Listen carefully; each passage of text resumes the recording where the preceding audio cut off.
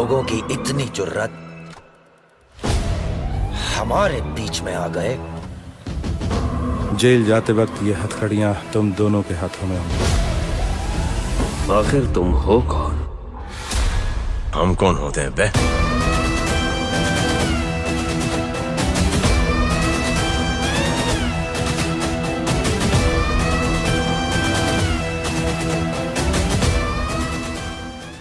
क्या राहुल को मिलेगा जवान का सुराग? कौन करेगा राहुल की मदद? कैसे होगा राहुल और जवान का आमना सामना?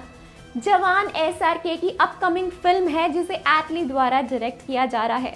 वहीं इस फिल्म से विजय, दीपिका पादुकोण, नयनतारा जैसे और भी बड़े नाम इस फिल्म के साथ जुड़ चुके हैं। वहीं इस फिल्म की एग्जैक्ट रिलीज डेट तो अभी तक सामने नहीं आई है। हालांकि ऐसा की जवान को लेकर कहा जा रहा है कि ये फिल्म 2023 के मिड तक रिलीज होगी। वहीं इस फिल्म के मौजूदा प्लॉट को लेकर हम आपसे चर्चा कर रहे थे, जिसमें पिछले वीडियो में हमने आपको बताया था कि कैसे राहुल नाम का एक पुलिस ऑफिसर को सायरा नाम की एक लड़की को पकड़ने का ऑर्डर मिलता है, क्योंकि उसने रॉ की 1980s वाली फाइल को चुरा लिया था।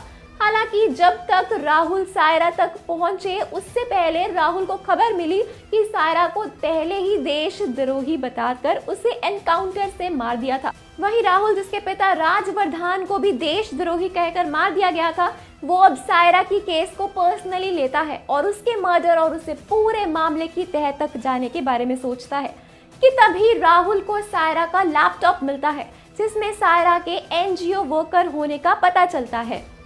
इसके अलावा राहुल को ये पता चलता है कि Saira one India one pipeline नाम की एक मुहिम के खिलाफ थी। आगे जाकर राहुल को किसी ने बताया कि सायरा किसी जवान नाम के शख्स को रॉ की फाइल सौंपने वाली थी।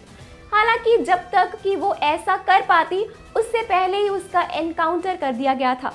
वहीं अब ये कहानी यहाँ से आगे बढ़ती है।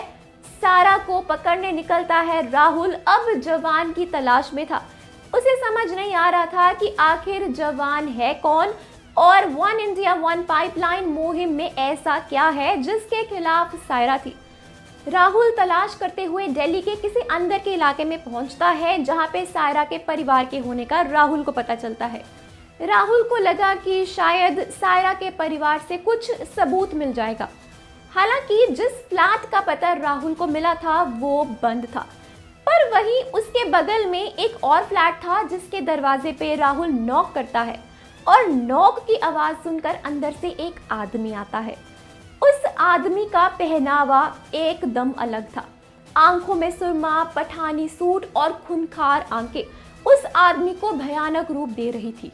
वहीं राहुल उससे पूछता है कि क्या वो जानता है कि उसके बगल वाला फ्लैट कब से बंद है, जिस पे वो आदमी ना में सर हिलाता है। राहुल फिर सायरा और उसके परिवार को लेकर सवाल करता है, लेकिन हर बार की तरह वो आदमी बिना कुछ बोले ना में सर हिला देता है।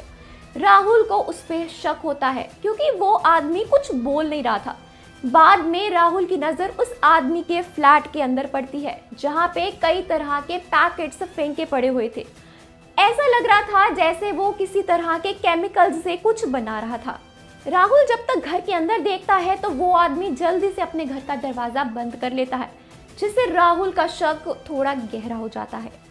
अपने वापस लौटने पे राहुल देखता है कि उसके 12 साल के बेटे को पार्क से पानी पीने की वजह से एक अलग तरह का डिजीज हुआ है।